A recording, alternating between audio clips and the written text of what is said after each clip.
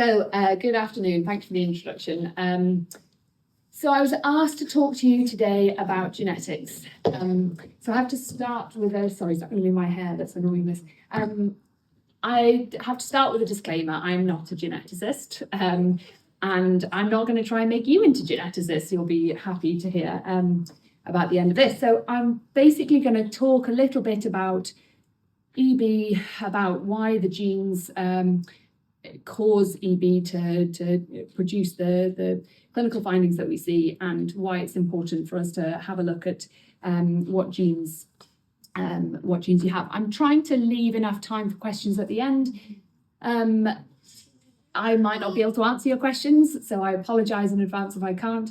It also may be that it makes you have a personal question that you don't really feel is appropriate to ask in a big forum of lots of other people. So I've included Ema, Bell, my AMP's email address at the end, and get in contact with us, ask. Super. So these are my objectives.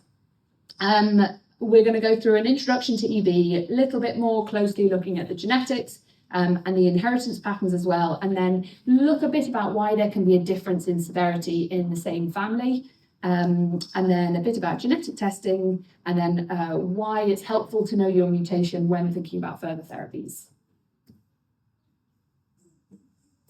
I'm doing two, so it's right. Okay, super.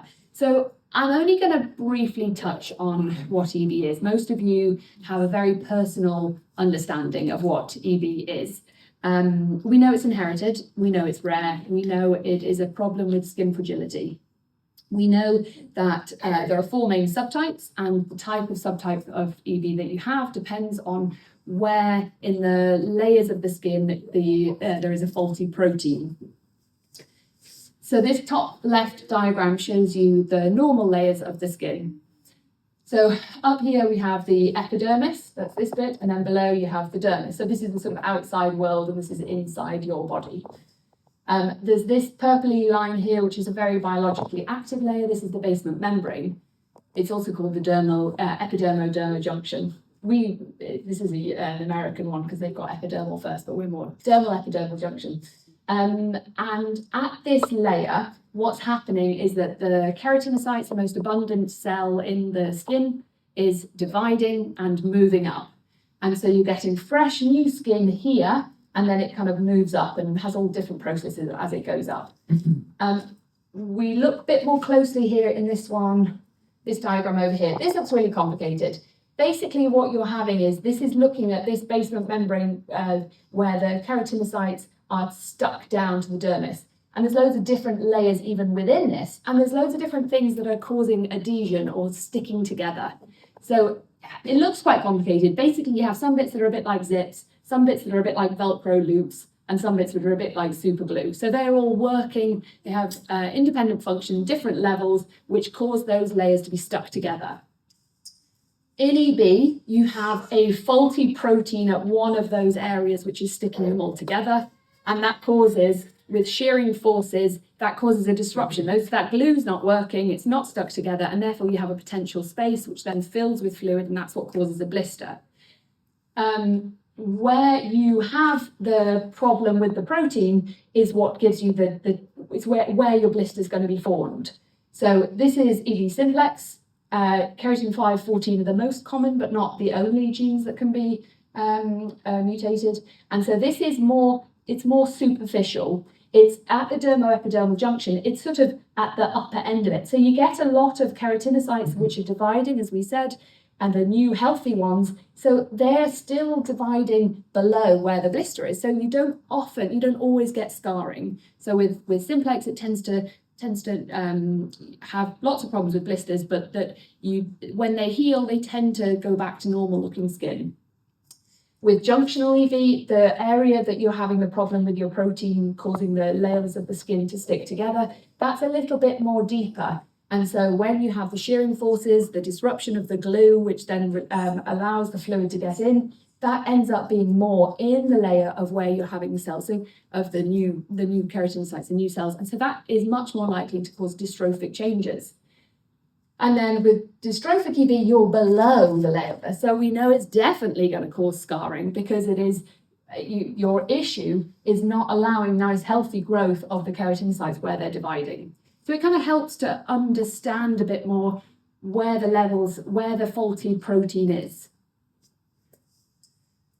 But why do we get a faulty protein in the first place? So that's where we need to look more at genetics. And simply put, your genome is your instruction manual to make you you. It has physical characteristics, so your genetics tell you what hair color you're going to have, or your height, or your eye color, all those sort of things.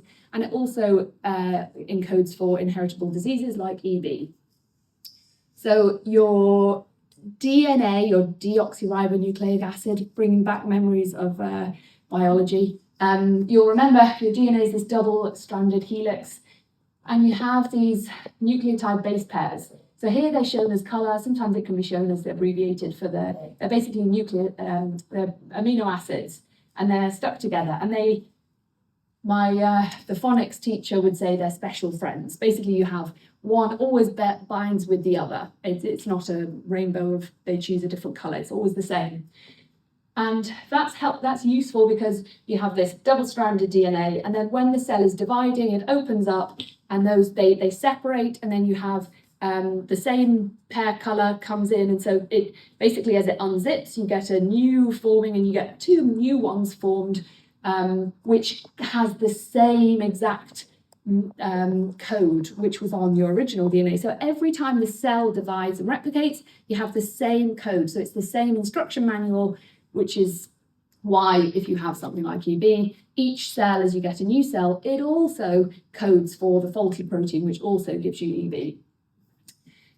So the protein is what's made from the DNA. So the DNA itself encodes it basically is the start of making the protein. So when there's a spelling mistake or a fault or something that's missing in that DNA, it means that the protein that it then produces isn't going to work properly. And either it's a bit faulty, or sometimes it's just totally missing. It just is a nonsense protein, and so it just doesn't work at all.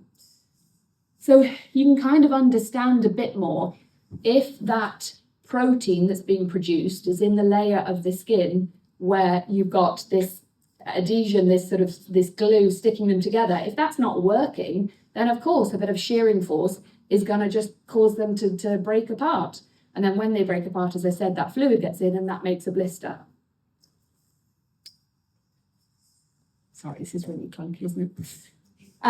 So far there are 16 different mutations that have been identified, and it's the different gene that then encodes the protein that then, as we've already discussed, that's where the problem is. So the different genes are what then give you the different subtypes of EB. With dystrophic EB, it's always col 7A1. And with junctional, there's a few different ones. LAMB3 is a common enough one. I don't want to go through all of them. I'm not going to quiz you at the end. What was the number of that gene? EB simplex, most commonly it's 514, for keratin 514. And as we've already said, with simplex, it tends to be in the upper layer because as we had that complicated drawing before, with simplex, the keratin 514, if I go back, just to make you feel really clever when you leave here, keratin 514 is up the top, and then we've got the laminin 3 through to, it actually doesn't have LAMB3 on here anyway, and then it has the collagen 7 for the col 7A1. So you can see here that that's where the genes are, that's where the protein is that's encoded by the gene in those different layers. Okay, so how is it that we actually inherit these faults then? Why do they happen to us? You can have autosomal dominant, autosomal recessive. You can also have de novo. I'm not really going to talk about that so much now. De novo is where it's a fault after you've been formed in utero. It's just when you're dividing your first cell. So neither of your parent has given it to you. It's just something that happens in the first cells that are dividing. So we'll ignore that one for now because it's we'll look at these ones first. So autosomal dominant, these would be much more common in EB simplex. Not all, but most simplex is autosomal dominant. and then also dominant dystrophic, as the clue in the name, that's the autosomal dominant form of dystrophic EB. So you have two pairs of chromosomes from your that you inherit. One's from your mum, one's from your dad. So we have two pairs, and then you pass on one of those two to your children. And each pregnancy that you have, there are 4 potential combinations. So it doesn't mean that these parents have 4 children and this is exactly what they're going to get. 2 affected children and 2 unaffected children. It doesn't mean that. Each pregnancy is a new roll of the dice. So you have a 50%, if it's autosomal dominant, it means you only need 1 copy of the gene, which is faulty, to then develop EB. And in this instance, this dad, he's the one that he's affected, so he has EB. He's passed, the potential combination is that he could pass, this one he passes is faulty, this one he passes is non-faulty, that one he passes is non-faulty, and that one he passes faulty, depending on then the mother's one as well. So each pregnancy, there is a 1 in 2 chance, or 50%, that with each pregnancy that they'll be affected, and 50% that they won't be affected. That's quite high odds. That's why in things like EB simplex, you have so many families with loads of cousins, loads of siblings, lots of people have it, because 50% is a reasonably high likelihood, but it's also 50% with each pregnancy that you won't pass on that affected gene. And as we said, with autosomal dominant, just 1 changed copy is enough. Okay, and then in autosomal recessive, that's when you don't need 1 copy, you need 2. So obviously that's a bit harder to get to, so the odds are fewer of passing on. So in this one, you need both parents to be a carrier. Now, when you're a carrier, you have 1 altered copy. You don't have the phenotype, you don't have symptoms, you don't know that you have a spelling mistake in your gene for that particular protein. So it tends to be that they're both carriers and then they pass on, and it's 1 in 4 or 25% of an affected child, 50% that there's a carrier where they've only passed 1, and so those children won't have the disease, they won't have the symptoms, but they have the potential to then go on to produce that if they have another carrier as their partner to have their future offspring. And then there's a 25% of an unaffected child. So this would be more recessive dystrophic. So again, clues in the name, this one's more helpful. It's recessive, and then junctional, it can be either, but often junctional is recessive. Okay, so now we understand what EB is, that it's the protein that's causing the problem, that it's the genes that are encoding the protein that's causing the problem, and how you can inherit it. Why is it then that in one family you have somebody that has not very bad EB and somebody else that seems to have terrible EB? Why is that? It's the same genes, the same layer of the skin. So it is definitely true that the lived experience can be very different. Somebody can have really very severe blisters and severe EB, and somebody else has only mild. And it's complicated as to how to explain that. And I guess it's partly that we are not just one gene causing one protein and everything else is identical. That's the one issue. It's not. We are a vast array of different genes causing different things. And maybe you inherited a faster capacity to heal. Maybe you developed a more likelihood to sweat and therefore you get more blisters. You know, there are so many other factors which can come into play rather than it just be the one gene as to give you EB. There is other interesting things about you which might make it better or might make your EB worse. So humans are definitely complex. There's also epigenetics, which is really interesting, and I definitely do not pretend that I understand this fully, but there is an emerging area which is looking at, so your genes, your DNA are not changing, but the world around you can change your genes. It can switch things on and it can switch things off. And that can be in a beneficial way and also in a negative way. And we know that things like stress, diet, sleep, all the kind of things that your granny would tell you. Make sure you sleep properly, make sure you eat your fruits and vegetables, all that thing actually have an ability to switch on and switch off our genes. And there are other things as well in the epigenetics, like, the amount of pollution. There's lots, and it's an emerging area, so there's lots they don't understand.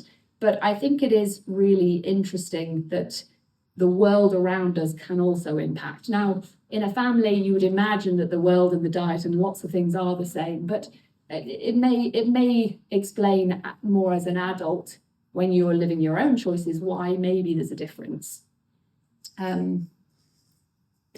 But like I say, we don't have all the answers.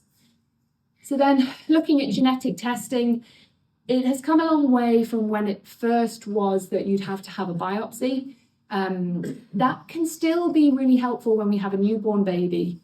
And in the very early stages, we want to know. So if we don't have a history that's helped us with a pedigree of knowing that we already have this genetic mutation, if we have a brand new baby with blisters and we want to know what subtype to be able to, because there's very different outcomes that are potential in that first phase. So we can do a biopsy because that gives us a very rapid result. And genetic testing, if any of you have been waiting on your genetic results, it can take months and months. So that's not good enough in that very first instance. We need something quicker. So we definitely do still do biopsies, but it is now, blood test is the gold standard. And when there's no time pressure, that is absolutely what we do. We send a blood sample and it gets sent either to Dundee or down to London. And they're the two main labs which test, and they're really very experts at not only performing the test, but also giving us a good outcome afterwards, looking at the previous tests that they've had and what are the mutations and whether they're likely to be pathogenic or non-pathogenic. So they give us a lot of information. The testing is helpful to confirm what subtype you have. It's also useful to clarify the inheritance pattern. So is it recessive? Is it autosomal dominant? That's really useful for us to think about how it plays out, because each are very different, but also in terms of for the future information for that individual, for them to know, is this autosomal dominant or autosomal recessive? Clinical trial access. So we, at the moment, there is a clinical trial running in Crumlin, which you need to know the genetic results to then have access to the trial. But there is, so it is really useful to have access to which is your genetic subtype for being able to access clinical trials when they're available. There's not many trials at the moment, but look, things may definitely change. Also supporting emerging therapies, the more that is understood about how this has come to pass, what genes are involved, what's the interactions, the more that we understand about that, the more avenues we have for potential therapies, because if you don't understand something, you can't possibly think about how to fix it. So it is really useful to see all of that, but it doesn't always predict severity, and sometimes we don't find the mutation, which can be really challenging. And it's not, I don't know if any of you watched the movie Gattaca, but we're definitely not going into that era where everything is predicted about you based on your genetics. Thankfully not anyway, because we'd get it wrong. Okay, so nearly lastly, we'll talk about future therapy, so exciting bits. I'm still scratching it, aren't I? Sorry, there's my hair. Oh, that side. So BVEC, you may have heard of. I've even written it down because I never remember. It's a silly name. Berimagene G-per-Perivec. I've not memorised it because we don't have access to it yet. I'm sure when we do, I'll be talking about it all the time, and I will know it by then. So BVEC is FDA approved. It is EMA approved, MRHA approved, and I think it's awaiting approval by NICE. So it's a topical therapy. It's once a week. It goes onto the open wounds and is absorbed in, and it has the affected, it has the normal copy of the COL7A1 gene, and it can then replace that in the wound. Now, it doesn't get uploaded into your DNA, so it's not a cure. It doesn't mean that you never then have to reapply it because it sort of goes into your DNA and you just produce it. It just temporarily sort of gives you some of the collagen 7. So it's only for dystrophic EB. It also is only allowed to be applied to wounds because it uses the HSV viral vector. So it's really clever. They basically use the HSV virus, which viruses are really interesting. They are very efficient at what they do. They basically have no industrial, they can't produce their own things that they need. They're pretty empty. They just hijack your own cell, and then they just feed your own cell the information. So, oh no, produce this, and then your cell produces more of the virus. That's how it works. It's really it's a very efficient way of working as a cell, rather than having to lug all of your cell making machinery around with you. But what they do in this instance is they use that HSV viral vector, they empty it out of the virus, they put the collagen 7A1 gene in it, or the RNA, the DNA, it's virus, so it's more RNA, put that into the wound, and so the HSV viral vector hijacks your cell and says, make this, and actually you're missing protein, which is it's really very interesting. But HSV is like cold sores, and you only get a cold sore when you have a break in the skin. It can't just go through normal skin. So it's the same, we can't put it onto unbroken skin because it doesn't absorb in. So it's only after you've already had a blister, after you've already got a wound, that you can then put it on and it make a difference. So it's good, but it's not quite great. And it's also insanely expensive, which if it was a cure, fantastic. But if it's something you're having to put on and you're still getting the wounds, I'm sure there's better, I'm sure. And so then there's the Ziva skin, which is another really very exciting idea. So basically they take a biopsy of your skin, they upregulate your keratinocytes, they change and alter the gene to put the healed, the normal gene in. Then they upregulate it and make it onto a bit of skin. And then they stitch the skin on you, they graft it on you. And then that's a one-time surgical application. So and so far the data, there's a few years down the line, it seems to be that it is still working well. Again, this is for dystrophic because it's the COL7A1 gene that they are inserting in. So yeah, another really exciting, another insanely expensive, but definitely getting towards the right idea that actually we can change the gene and then stop that breaking happen because the proteins have been healed or been made functional. There are other ones which are in the early stages. There's some which are spray. There's some which again are gene therapy. There's some which are injections. Some not done as well in terms of the results, but it's an amazing. It's amazing that the more information we have about why this is happening, and what the genes are, the more productivity there is in trying to find good therapies. This is looking at EB and gene therapy. And so these are publications in PubMed, which is a bit like Google, but for scientific papers. And this shows each year as you go along. So from 1975, not very much, to 2026. And you can see there's a huge increase or an acceleration in the pace of publications which are looking at EB and gene therapy.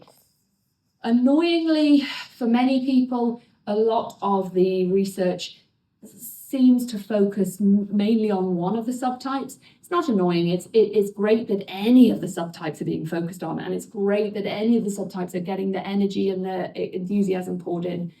It would be really nice if that was the same on all subtypes, but look, it's we're getting there. Any new improvement is always very welcome.